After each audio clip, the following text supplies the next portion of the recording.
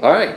Well, guys, thanks for agreeing to sit down and having a little parting interview with us. I'm interested in your story, and I think a lot of other people are too.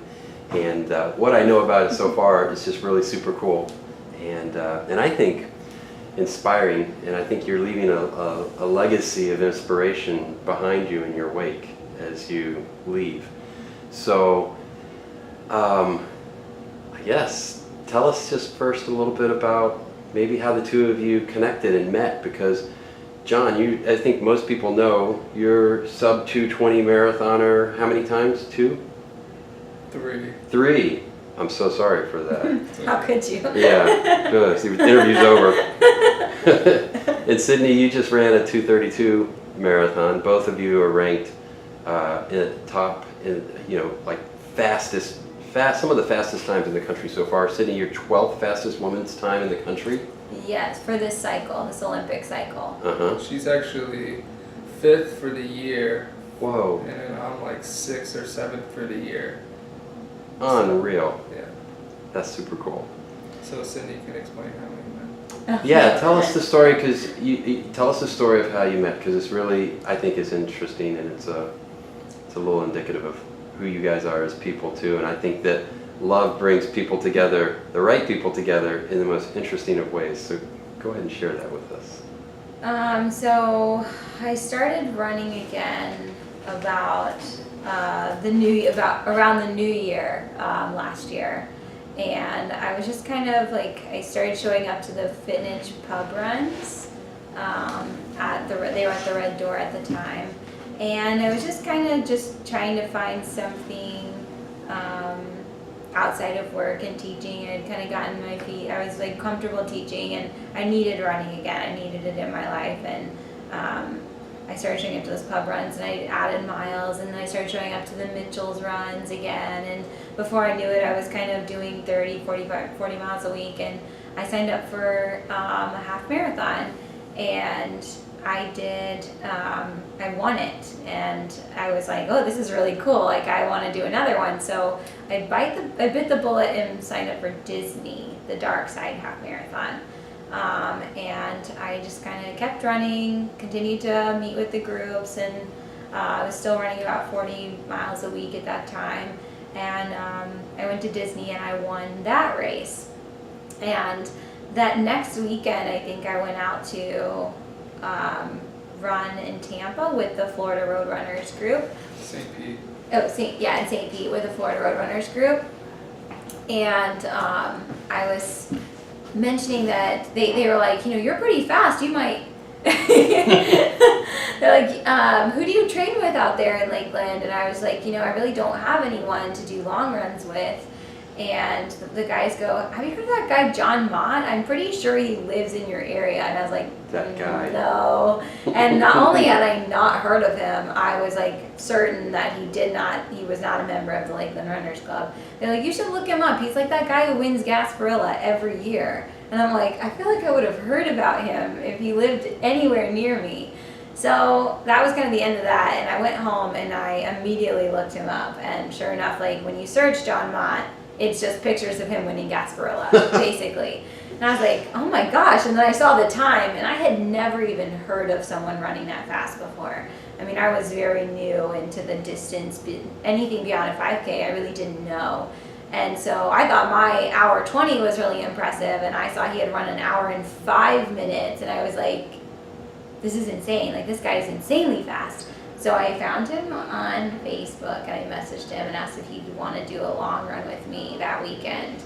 And you were like, I guess you just said okay. And I gave him the address. Like I said, we were meeting at the coffee shop, and I didn't think he was going to show up. It was like, if you know the Mitchell's group, they start at exactly 5:30. Like, you cannot be late. They will leave you.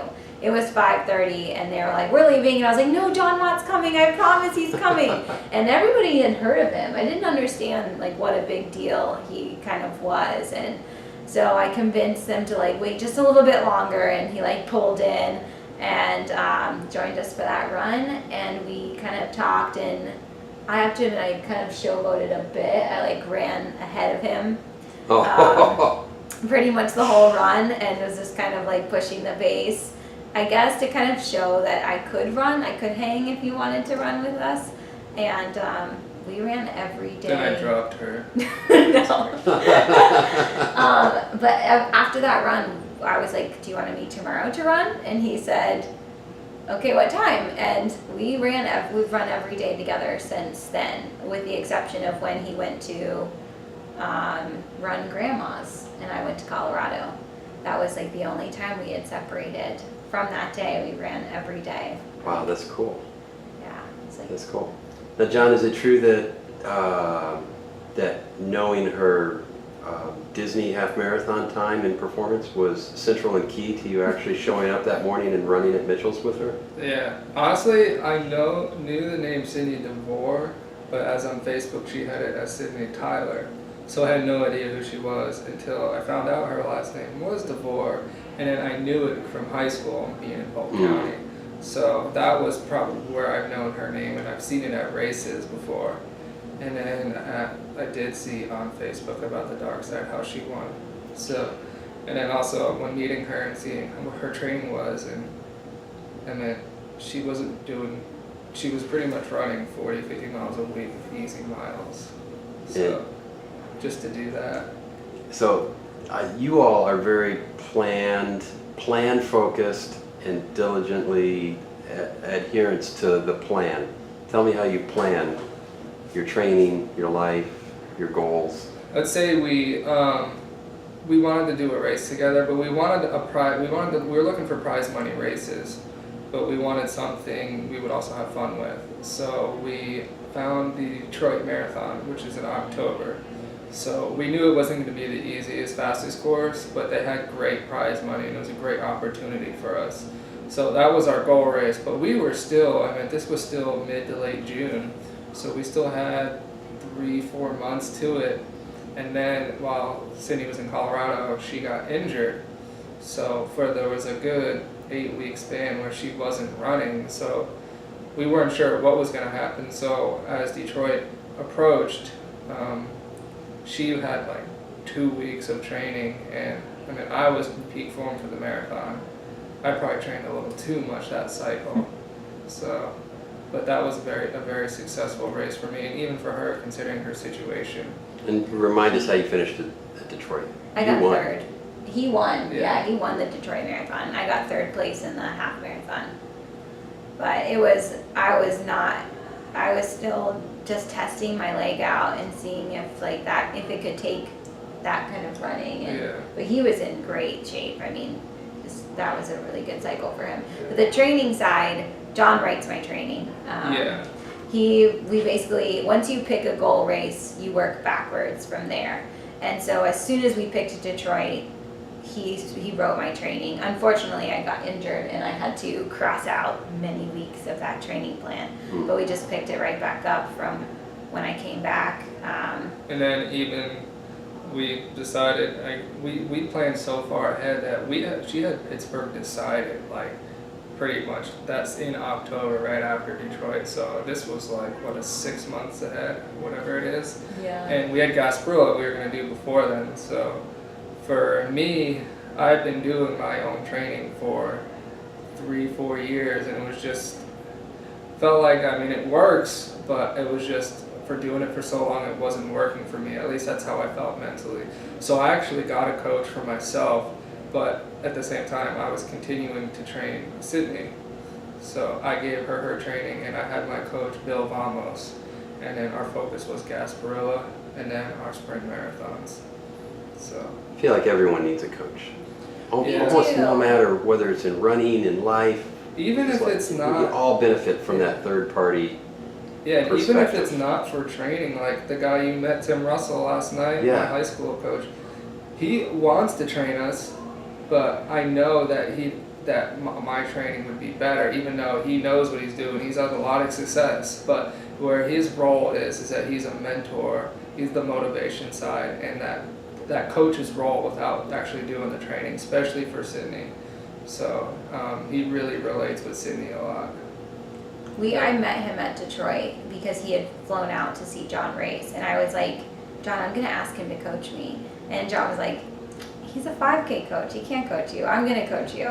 And so I kind of took on Coach Russell as my emotional support coach and Jon as my actual training. We wrote the training together, and we kind of follow. It's kind of funny because we follow the Hansen method with our training. Okay. And now that's the team that we've joined. So Yeah. it's really cool that it's not going to be a big change from what we already do to have Coach Kevin as our coach now, because he wrote the book that we've been following basically. You've been on plan for a while now. Yeah. So I'm curious about how much of a stickler you are for staying on plan. Do you ever adjust the plan barring injury, or we set the plan and that's the plan and nothing diverges from it? Well, injury aside, I mean, we stick to it like No no matter matter what. But I mean, if one of us are injured, I mean, things are definitely going to change. And honestly, when you start getting that little tingly feeling like something's bothering you, like a nag, and you don't know what it is, it's hard to actually say that you really need to change things or you need a day off. And that can be tricky because you could be doing more damage by running. So, but as far as, we stick to our plan, like especially for our marathon cycle and also for Gasparilla. I mean, we're in bed by 8:30 at the latest, even sometimes close to 7. 7:30. Oh my God! Wow. But, Yeah. I mean, we weren't doing anything.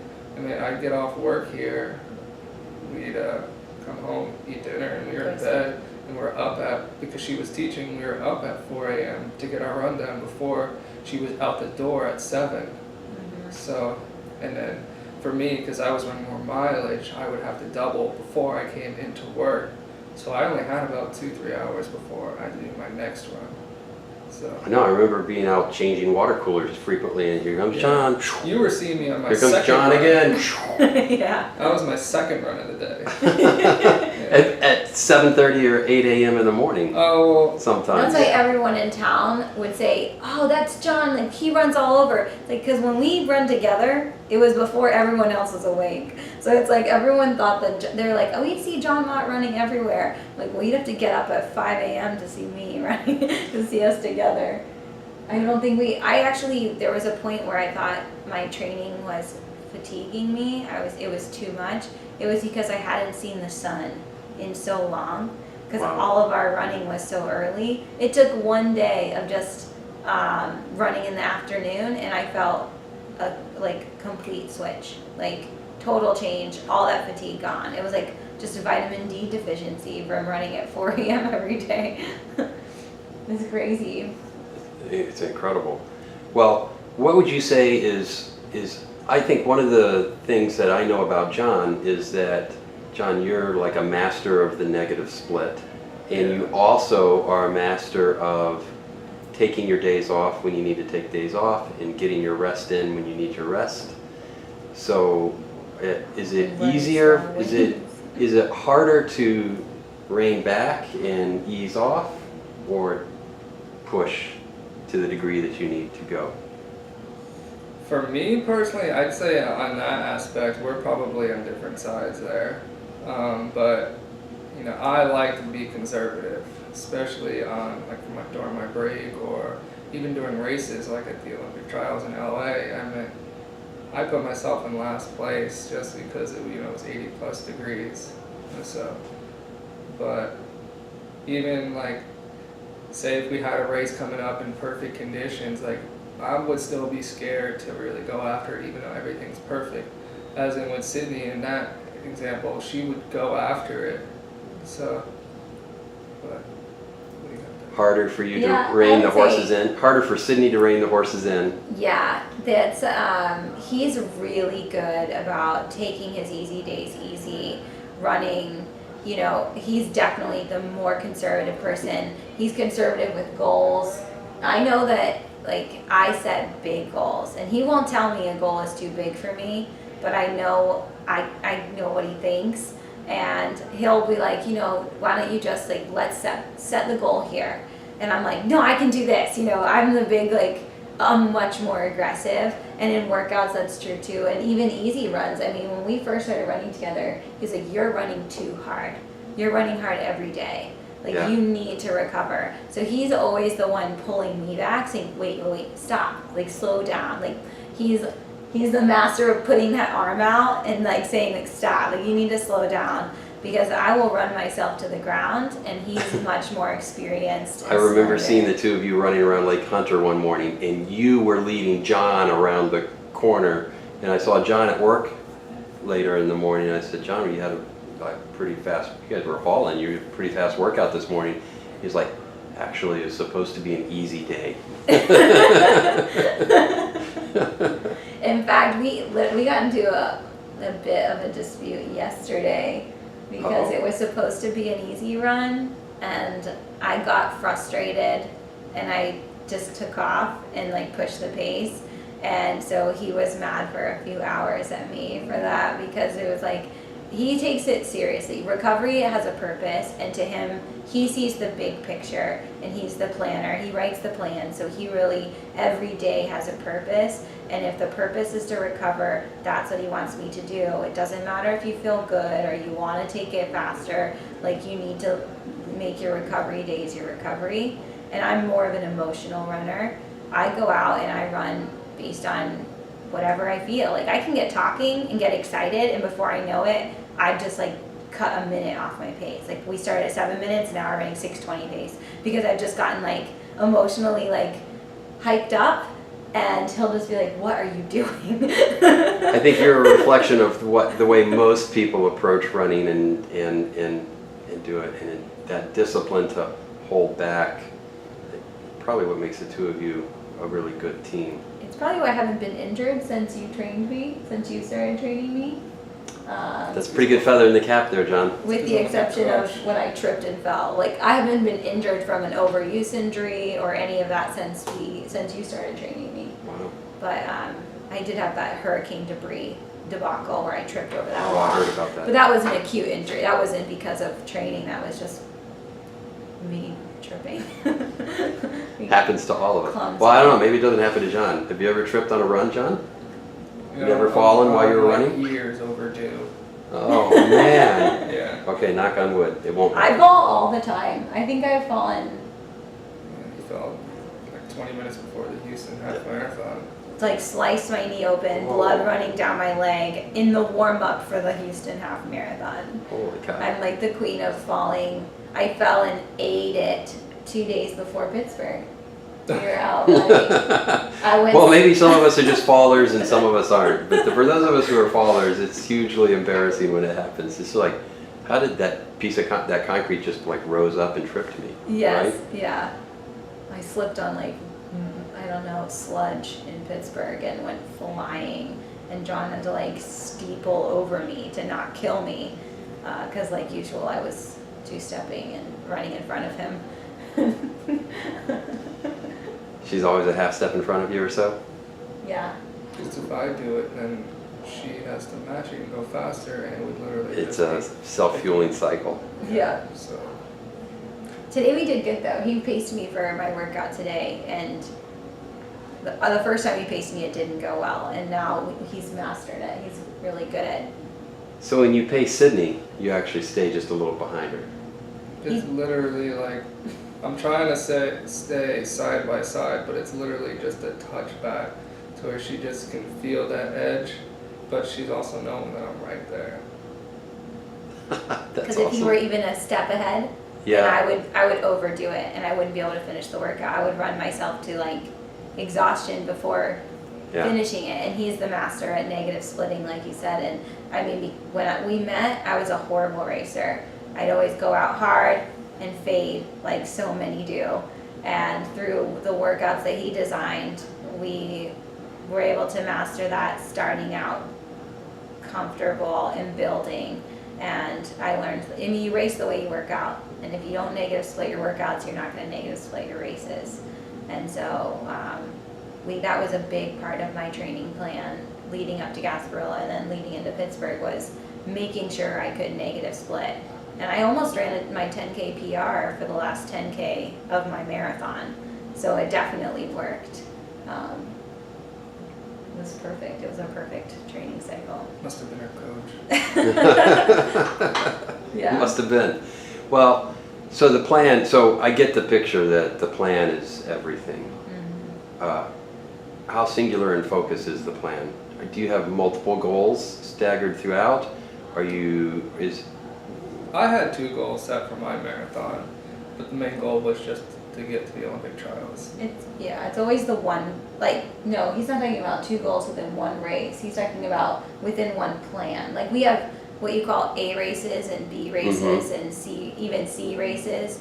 And you can kind of set goals for those B races because they're fitness checks to make sure you're on the right path for the A race. But really for us, nothing matters but that highlighted end of the plan race. Yeah. That's the only goal that matters. You almost can't, you're building so much fatigue leading into the marathon that those races are never race effort. Your legs are so fatigued, you're just trying to get them used to racing when they're already as tired as you can make them. So it's kind of hard to set goals for the races in a marathon cycle, other than just to say, I want to see improvement because I'm building to this one thing.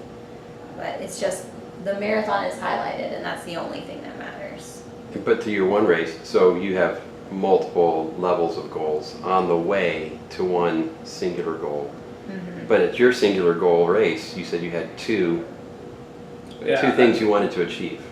Usually, at my next race, there will only be one goal, and that's to run, a certain time. But for this last one in Ottawa, it was to qualify for the Olympic trials and then also run a fast time. So I had 2. But now that I have the pressure of not having to qualify for the trials anymore because I already did it, so I can just focus on my time and I can start taking risks. So, because even if I blow up and die and not finish the race, I didn't lose anything. Still on your way to the trials. Yeah, exactly. So that's why when I run my next marathon, it's most likely I'm going to be taking a big risk on going out a little quicker, just to take that chance. Do you ever state your goals publicly? Or do you kind of keep them close vested? Every time I say my goals publicly, I never get them. I'm not going to ask you then. But, that's where we're also totally opposite. Yeah, I'll say my goals. No, don't, please. I don't want to wear the burden of that responsibility. Yeah. I can tell you the goals that Coach Kevin Hansen wants from me. Okay.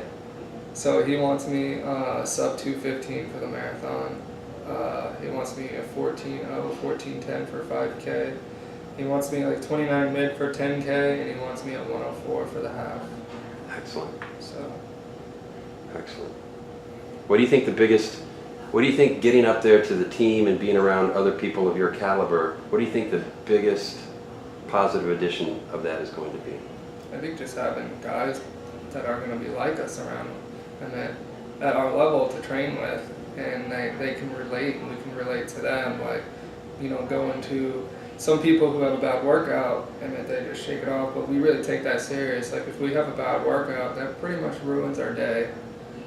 So, but also, having somewhere for the workout. Like, when we were doing our workouts for our spring marathon in Gasparilla, we were at Lake Hollingsworth doing it by ourselves because I don't have anyone that can run with me, and then when Sydney's doing her workouts, I can't pace her.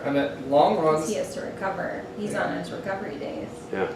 So, but like. That's when I've seen you on the bike with Sydney. Yeah, but today was just a lucky timing, because I'm still getting back into the swing of things. I'm not really doing workouts, but pacing her is not going to hurt me, so that's why I was able to do it. I think this was the first one I paced her. Since Mayaka. Oh, cool. What got you into running? How did it start? Ooh, okay. I was originally a gymnast. At least I saw myself as a gymnast. I was, moderately competitive.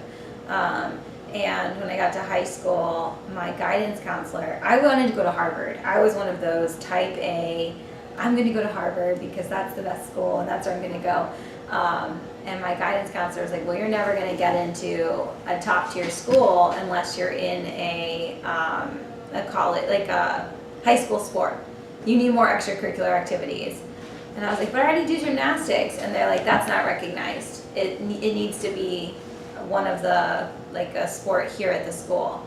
And at that point, it was my sophomore year, and I was like, okay, so what are my options? And I had missed tryouts for like everything except for volleyball, and I'm too short for that. So that was out of the question. So track and field was my option, and it turns out everybody makes the team. You really all you have to do is agree to show up to practice, and they'll take you. So I joined. I think I ran one race that whole season, but I was on the team. I had a uniform, and I did the 2 mile, and I think it took me like 16 minutes, and I hated pretty much every day of track.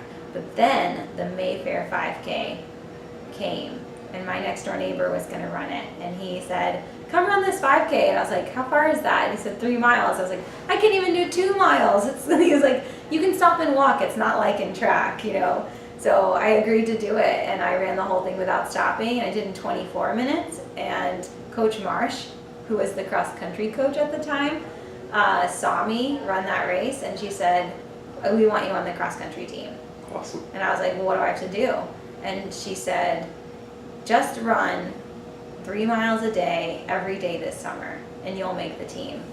And I was like, okay, I'm gonna do it. And I did, and I joined, and I was the fastest one on the team, and she made me team captain, and it was like I met my best friends, and it was the best experience ever, and it just was a love story from then on. Running and I just clicked. Yeah, cool. How about you, John? Me? So, I guess I was trying to find a sport that I was good at, and it took a lot of failed attempts. So it's gonna sound like I'm lying and over exaggerating, but I swear I'm not. It started off playing hockey. So I was actually only good because I had a little bit of speed, but I was way too small. Then my freshman year, I swam. I did the 100 meter and the 100 meter breaststroke, I believe. Then I was a bowler. I Nice. was actually pretty good at bowling. That would have been my backup. That's so funny to think about. I was a pinch runner on the baseball team, but I was terrible at reading signals. So that lasted like 4 or 5 games, if that. Then I was soccer. I played offense. I was decent at that, but I just didn't have any ball skills. So, and then like pretty much the typical story in PE class, you run the time mile. And I ran with one of the cross-country guys, and we pretty much finished neck and neck, and then I was recruited by the coach, and I started off as a 400 meter runner, and then slowly worked up to being a distance runner. So. Do you remember what your first mile time was? I was like 6:01, 6:02, something like that. That's pretty fast. It was, okay. Well, yeah, for a kid, not running, So, yeah. that's awesome. And then, so you met all your best friends.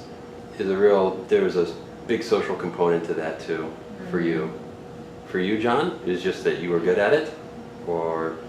I mean, I met a lot of friends along the way. It was a good journey, but I mean, especially in college, I probably wouldn't have stuck with it if I wasn't, decent at it. Just because I would have felt like I'm wasting my time, running all the miles. But then I had a lot of issues with my family that really helped me keep going with the running. So it helped kind of clear my mind a little bit. Yeah. So Running did. yeah, and I actually, I only consider myself as a decent runner in high school and college. Like, I was still getting, there was a few times, big meets, I was getting lapped in a 5 or 10K on the track. So that'll really humble you. But I was after college where things kind of started taking off because I took a lot of risks, especially just running a lot of mileage, like, getting up into, 130, 140, I've even hit 150 before. Miles. In 1 week, yeah. Wow. So. That was before Detroit. Yeah. That was really, do you feel like that intense, or not intense, but those huge mile sets are what flipped the switch for you and took you to the next level? Or do you think it was just dogged persistence? I think consistency and the high mileage, because I had a set schedule and I was out the door at the same time every day, and I was eating a lot of the same stuff, going to bed at the same time. It was literally just, I was a really boring person. and then I was probably fun to hang out with, but I was just so consistent of doing things. In the 30 minutes time window that you had to hang out with somebody. Yeah, right. So, but yeah, I think getting up to the 150 actually hurt me, because that took so much out of me, and I was just kind of like saying, screw it, I'm just gonna see what happens, because this was for Detroit. It was actually a cycle to where I can take risks, because you couldn't qualify for the trials then. The window wasn't open, so it was really only about winning the race, and even that wasn't the most important. But so I took the risk, and I mean I still won, but I felt really fatigued, that's for sure, especially after the race. Yeah. What was your closing mile at Detroit? Last mile. To be honest, Detroit was one of those races where I didn't run a fast last few miles. But if you're talking about grandmas Grandmas is is the what I was race thinking you're of. referring to, which I closed the last 5K at like 15:30 mid, and the last mile was like 4:48. So that was, I can't believe I closed it that fast. That's the ultimate of negative splitting. But in Detroit, I was super conservative. Like the leaders had a half-mile lead on me. I couldn't even see them. But then in the middle of the race, I ran like a 1:08 high half marathon, like a half marathon in the middle of the race. Like I was running 5:10 pace at one point for a little, and then I caught the leader, and then once I had like probably put a half mile on him, and then I kind of just shut it down. So yeah. No reason to take any more risk. I guess, yeah. And it was terrible conditions Yeah. for Detroit. Well, you had are you comfortable talking about your brother Yeah. at all? Because you had a twin brother Yeah. that you ran with, and he was on the team. I heard your coach talking about him last night a little bit and saying he was the guy that always just had to be at the front of the pack. Yeah. You were the guy that was, what's our plan, coach? Tell me the plan for the race. Yeah. I mean, he was being humble, I would say, on that. But I mean, we were probably really cocky in high school. Looking back on it, I can see we were. But yeah, he was really aggressive, my brother Matt, when racing. He actually, I don't like to say, he was probably a better runner than me in cross, because he actually won his first race before I did. But he always was trying to lead every race, and even at races where he didn't belong out front. So he was really good, and he was good at the shorter stuff. He had a lot of 400-meter speed that I didn't have quite as well. So, but after high school, we both got scholarships. I went to Weber, and he went to Johnson in Wales, I believe it's called. It was a culinary school in Miami, I believe. And that didn't pan out too well. He lasted 2 months tops, not even a semester. And he came back home, and he went and did a community college. And then he started doing a lot of bad things, especially